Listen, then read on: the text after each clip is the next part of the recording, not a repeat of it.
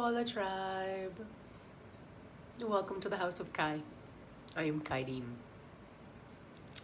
Today I would like to discuss with you the body code method. This method is something that I have developed and even more so downloaded, right? Information and data that has come to me through my process of self-healing as well as my process of working with my clients. And so I have nearly 20 years of professional experience, as well as having information given to me at a very young age. I grew up in a very medical household, and I studied the human body for about the age of 5. So this information, in order to understand how the body code method works, I wish to give you a little insight into my perception, right? So I believe that we are a soul entering a body. And these bodies, right, just store data, right? Every cell within our body, within this human form, has the capability of storing data. And how to simply understand that from a scientific perception is that if your heart cells store data of how to be and function as a heart cell, your lung cells store data of how to function and be a lung cell. This is how the whole entire body works. Every single cell of the body has a purpose, right? And when that purpose is done and it's been contaminated or poisoned, we shed it out. So we're constantly rejuvenating new cells. And whatever data we program into those cells, or whatever they're coded to be, is what ends up happening. Right? So these cells, they store data and they have a vibration. Right? Again, all scientific. If you look at modern technology, you can see that everything is done through frequencies, right? So every cell of the body has a frequency, right? And so what is a frequency? It's data.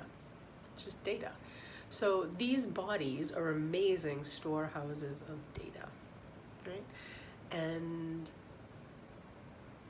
as the soul enters the body, now here's the thing, most people believe or assume that the soul enters the body and that soul is inside that body from the beginning. Some people think that the soul doesn't enter the body until so many days after the baby is conceived. Regardless of the exact timing of when the soul enters the body, there is a process to this. So the soul comes in through the crown and it starts to come into the body, and it doesn't necessarily make it beyond the head. There are many beings out there. You can look at them. They're very disconnected from their bodies, and they're very connected to their brain and how their brain functions, versus a being that lives within their body and knows how to claim the whole entire system. And it's work. It's a process. And so this is actually how the body code method works. So let's start with in the process of being in the womb, right? So after the conception of a child, what I believe to be true is that child, that infant, is just given data. Right? Before we come here, we make a choice and a decision of lessons we want to learn, things that we want to accomplish before we get here, right? And so we already kind of play out what role it is that we wish to participate in when we get here, right? Because we want to help feed the network of other souls, right? We want to find our fellow brethren, right? And so this little bitty infant just starts storing data and information. And it's not just storing its own personal data.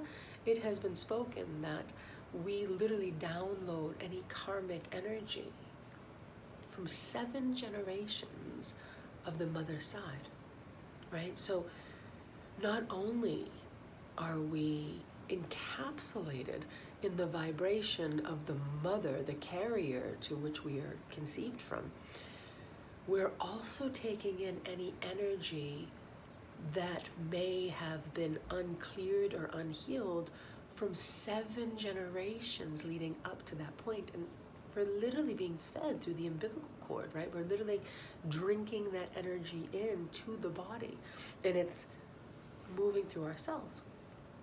So with that being communicated, the soul itself doesn't necessarily enter the body in the beginning stages. There's cultures that actually believe there's so many days before the soul actually enters the physical form. Regardless of that, regardless of when the soul actually enters the body, what I have personally witnessed within my clients and the experiences is that the soul doesn't necessarily live completely in the body. These are tiny little things, right? These are, I think most of us who do this work realize that this just feels so contained sometimes. It doesn't, our spirits are just so huge that to live inside of this itty bitty form feels oppressive sometimes. And so what I love about the body code is that it is so freeing. It allows your energetic system to go beyond just this physical form, and you're claiming it. It's so powerful. So you'll often hear me say that we are just a musical instrument, right? Our bodies are just musical instruments, and they're playing many different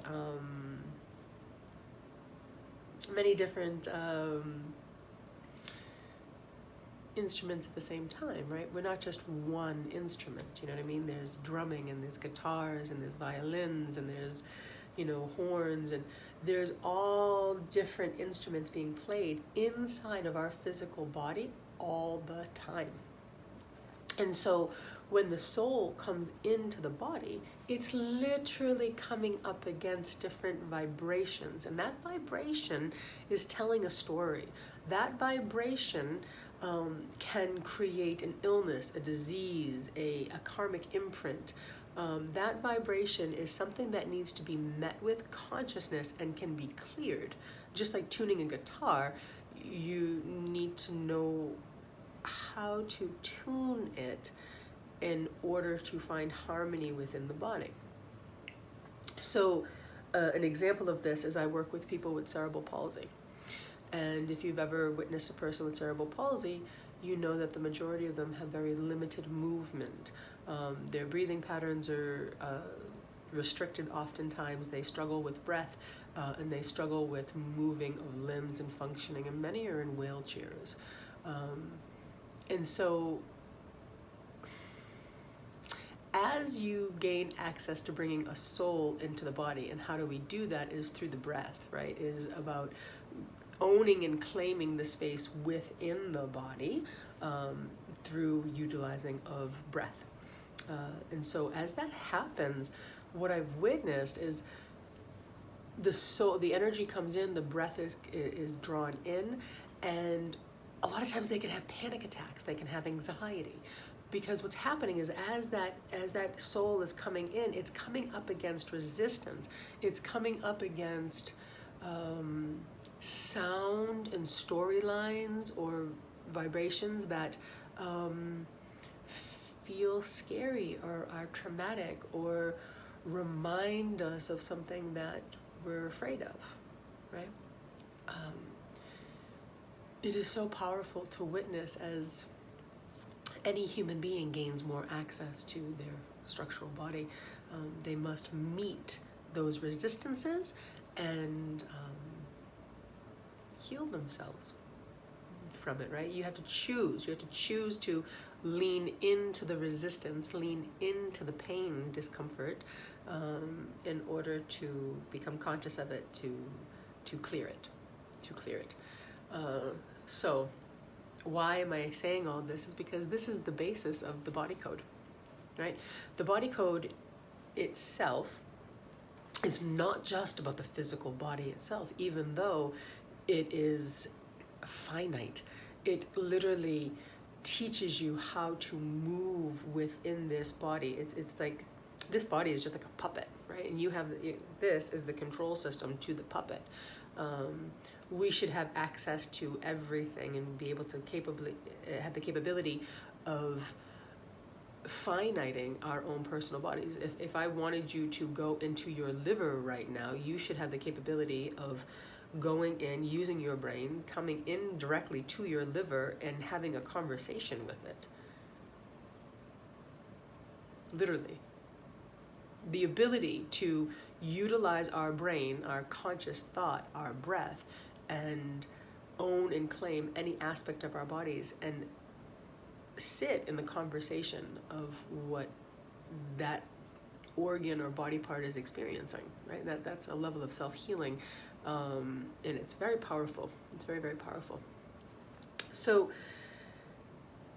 as the soul comes into the body, it hits different places of resistance, and that resistance is then played out in our lives, right? So if we do not move beyond that place of resistance, then we can live within a cycles, and play them out for years. I mean, you can play it out for a day, or less, or you could play it out for years or a lifetime. There are people who come across a cycle and never ever get beyond that one level of karmic energy that their system is dealing with. So how do we break free? How do we break free? Well, I have discovered it in the body code. So if you look behind me, there is this beautiful, absolutely radiant, that guy right there, that one, sacred geometry behind me. That right there is the structural alignment of your physical body.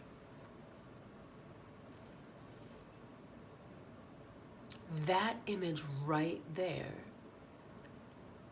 is the structural alignment of your physical body and the energetic grid that connects us to all other human beings, right?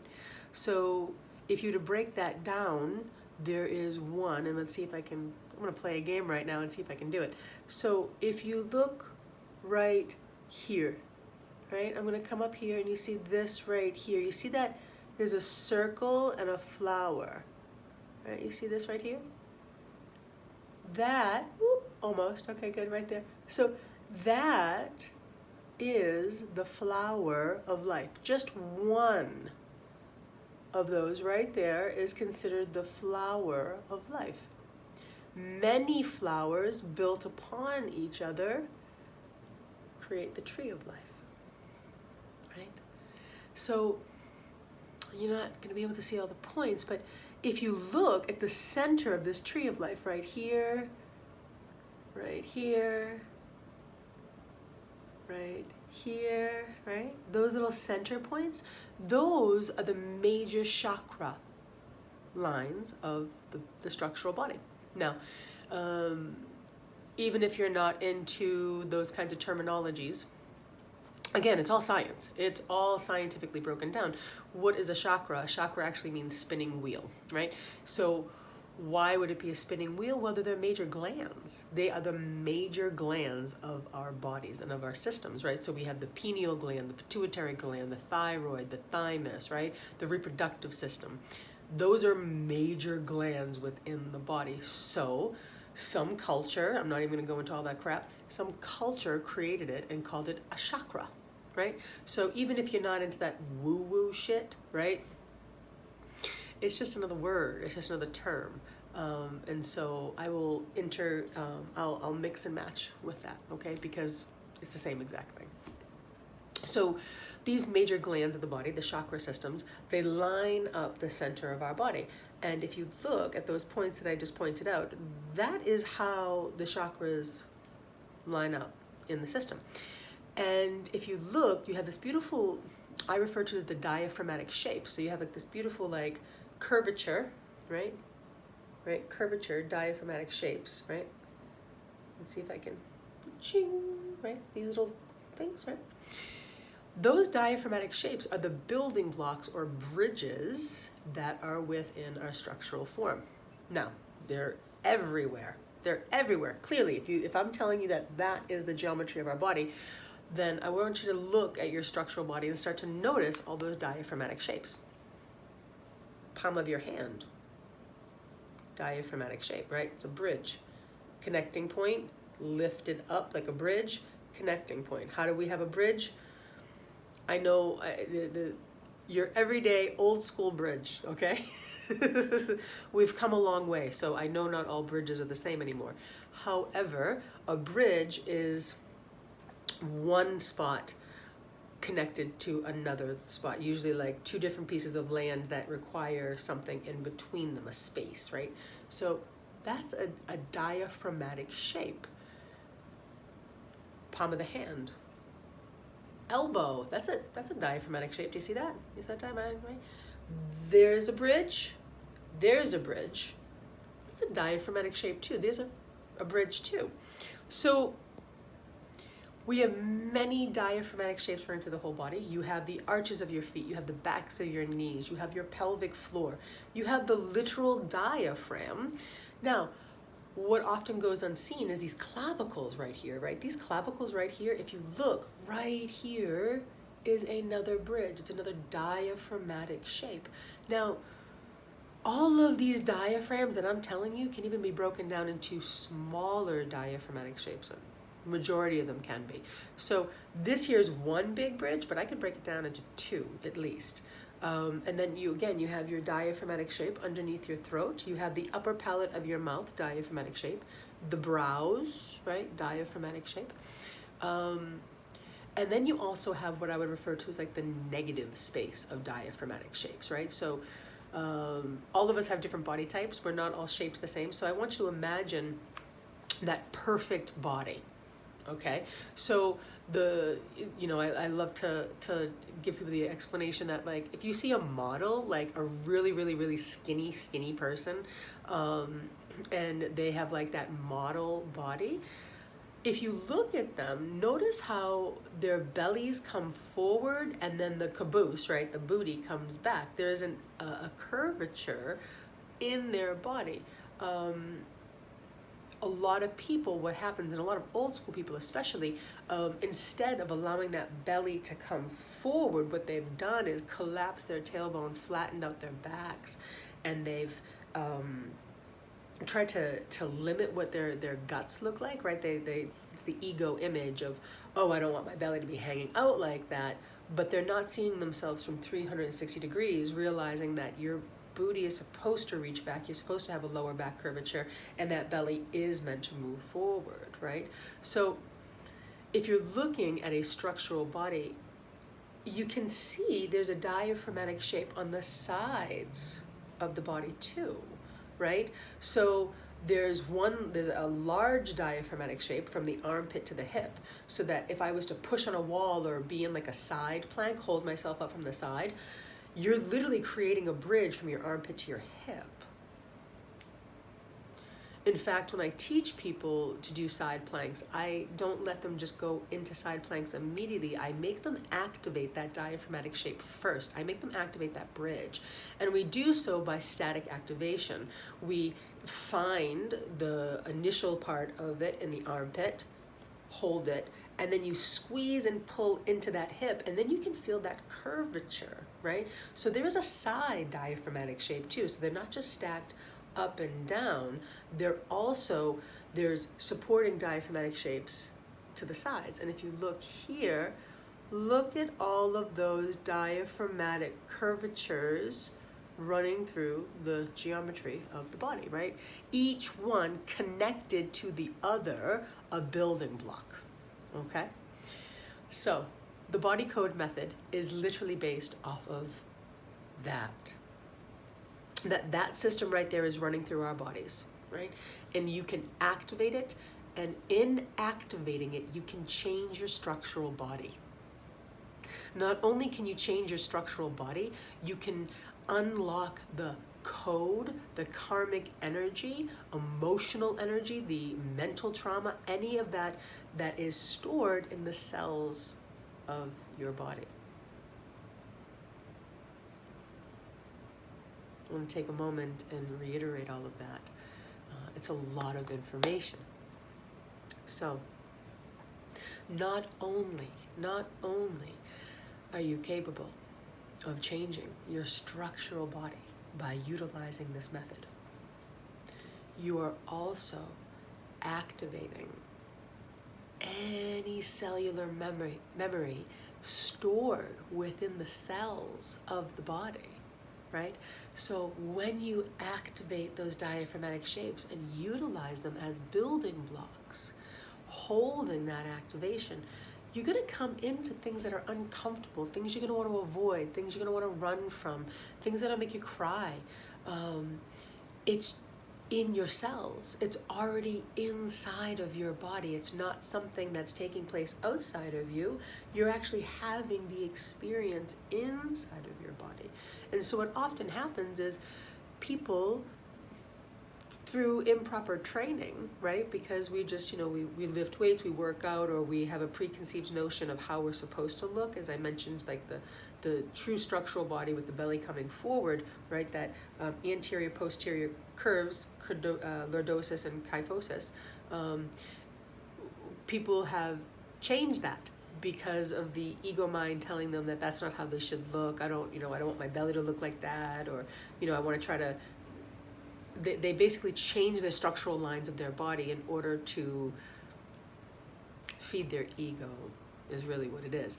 And so when you actually use these curvatures properly, it brings you into places of things you've been avoiding, things that are uncomfortable, emotional body, spiritual body is really what it is, but emotional body, psychological body, all of that comes up when you activate this code properly, right?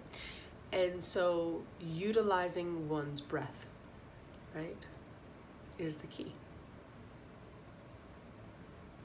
Now I have a whole entire video I'll do on how to activate the breath properly within the body. It's a very specific breath pattern that unlocks this code, right? Very specific breath pattern. And you don't have to use that breath pattern specifically. There are other ways, but I have found it to be the easiest way of doing it.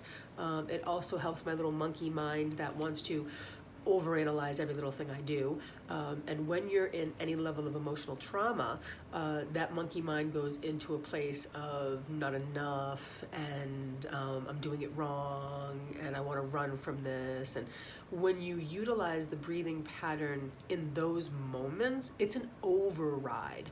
It overrides all that chitter chatter and resistance to actually being in that pose or in that static activation, which I like to call it. It's a static activation. It overrides it because I'm giving your monkey mind something else to focus on, right? It literally goes into the basics of fight or flight, or fight, flight, and freeze. So most people don't realize that they are putting themselves in a fight, flight, or freeze response. Anytime they feel a physical pain, an emotional pain, a psychological trauma being poked at, we hold our breath. That is a fight or flight response. Holding one's breath is a fight or flight response. And so most people, they do trainings, workouts, yoga, whatever it is, and will often just move through it without connecting a breath pattern to it. And in doing that, they're actually holding a fight or flight response in their body, and their adrenals are through the roof. And I mean, that's just going to increase your cortisol levels, which increases the fat retention. And so people get stuck into a loop, right? A loop is then created rather than ever moved through. So I say all of that because how often we abuse ourselves from the psychological standpoint of like, I'm doing all this work and I can't achieve my goal. And it's simple. It's because they're just not given the right tools or utilizing the tools properly in order to get out of that patterning. And really the key is your breath, right? So I want to make sure I covered all the points. I've been sitting with this, and there's so much information to backstory to understand how the body code method works. It is not just for your physical form. It is a whole being experience.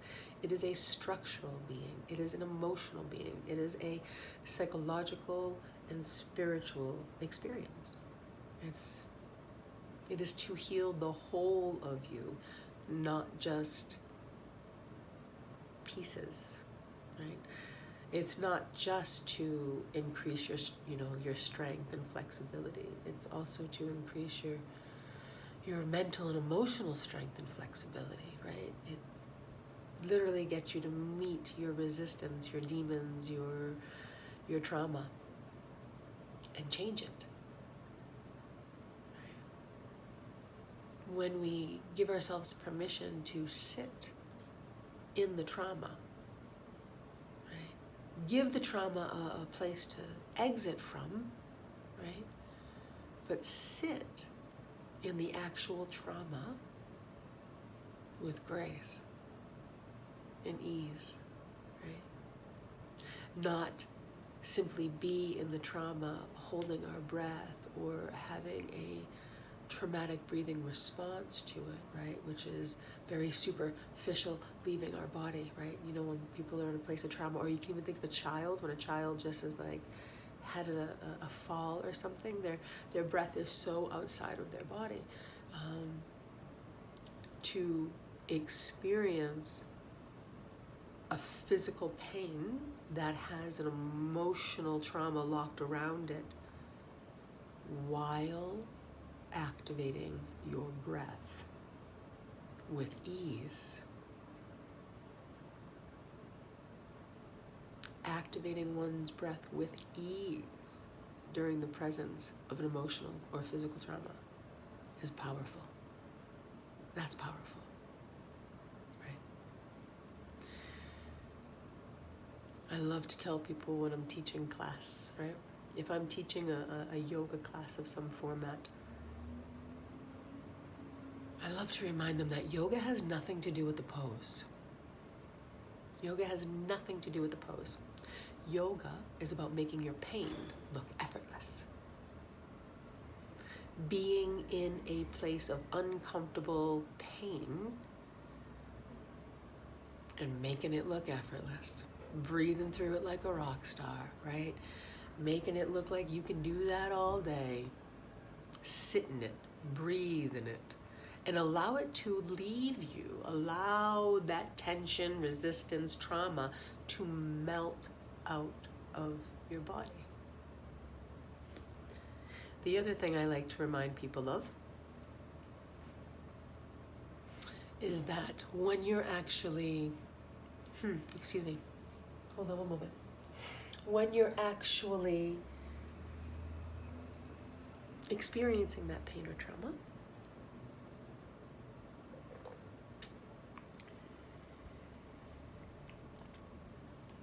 right? To not run away from it, to be present with it, to give it a number, right? Why give it a number? It's to override the brain. It's to override the ego. So I'll often put people in uncomfortable situations. That is my job, to put you in an uncomfortable situation and teach you how to become free of it, right? Teach you, though I like to tell them, like, I'll bring you to hell and then I'm going to show you how to get out of it. Okay? So I'm going to bring you to a place of uncomfortable discomfort.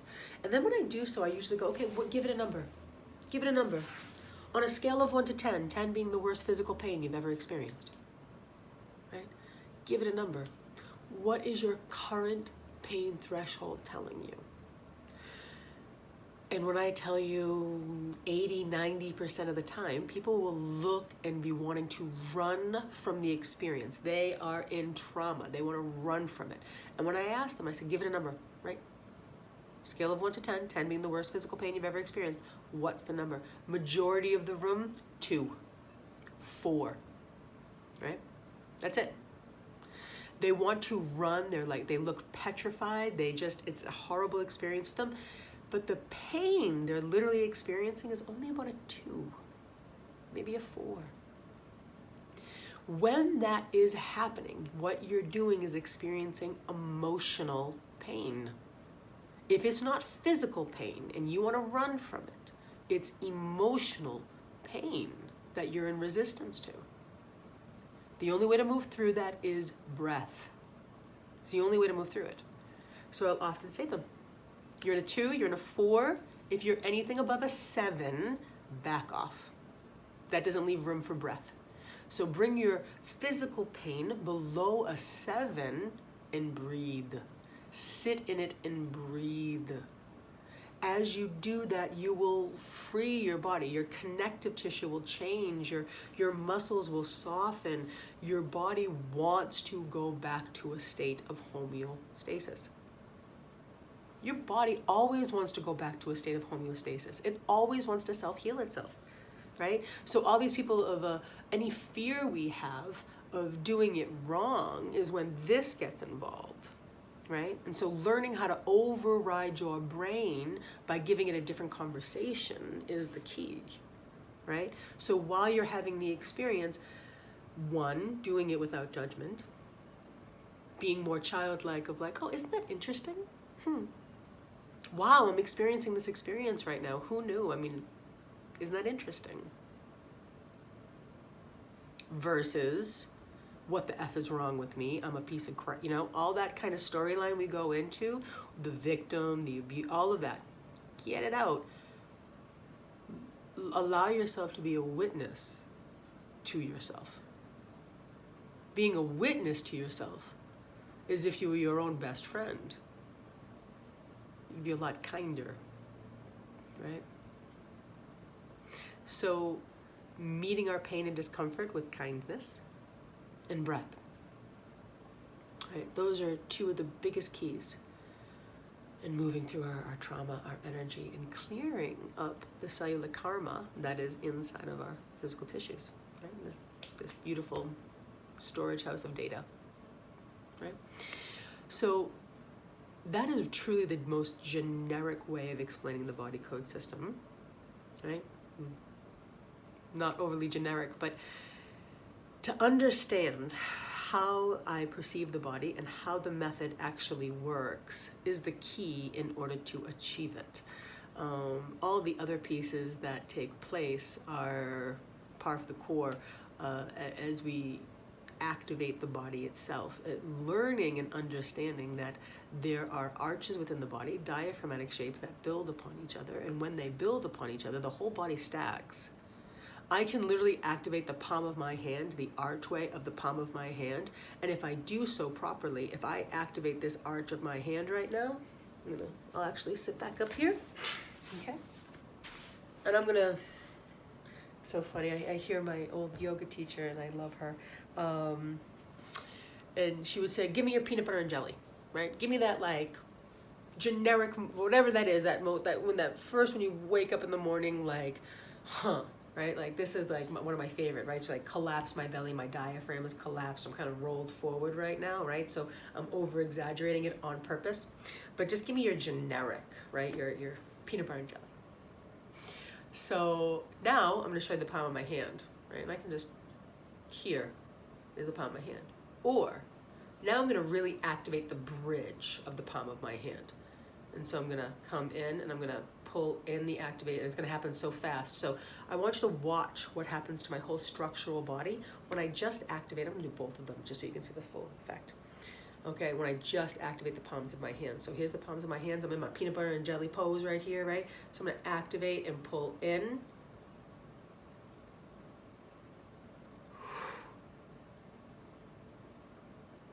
Now my legs. Here we go. All I did was activate the diaphragmatic shape within the palms of my hands. And when I did that connectively, every arch of my body, every piece of the sacred geometry stacked. They want to communicate. Once you learn how the body code method works within the body and start to activate them, all other diaphragmatic shapes, all other bridgeways want to communicate and stack together. It's organic, it's natural. It's how your body wishes to live in space, right? But we have to get over this. We have to get over the mental chitter chatter, the ego, or what does it look like to other people? It's the biggest key, right? Who cares what it looks like to other people? No one else lives inside your body, right? We have to stop giving permission for other beings to live inside of our body. And those other beings are just the voices of programs, right? Listen, I know not all of our parents were the best, but mother, father programmed us pretty good, right? They programmed us to live within a system that's confining. Some of us got really blessed and have parents that taught us how to break free and learn to think for ourselves. And other ones, they wanted us to be part of society, right? So they gave us a bunch of information and programming in order for us to live within society and play amongst the other people, right? Well, some of that data and information does not serve you. Some of it was good information. Some of it was good, solid information. But a lot of it was not good information. And to simply forgive them because they were given that same data, or their journeys forced them to create that data for themselves so that they too could stay safe, right? That's how they got to play the game. So clearing those pathways and becoming more free within our bodies is the key, and it's a journey unto itself.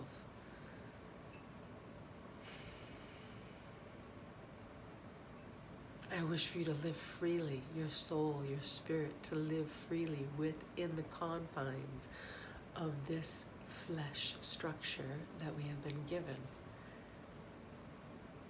And in order to do so, we must claim it. You must claim it. The way in which to claim it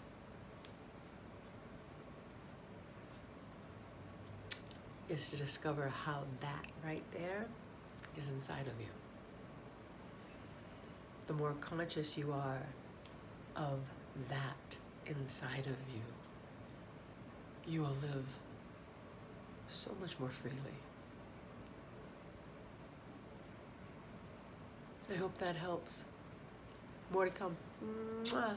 Peace out, tribe. Love you.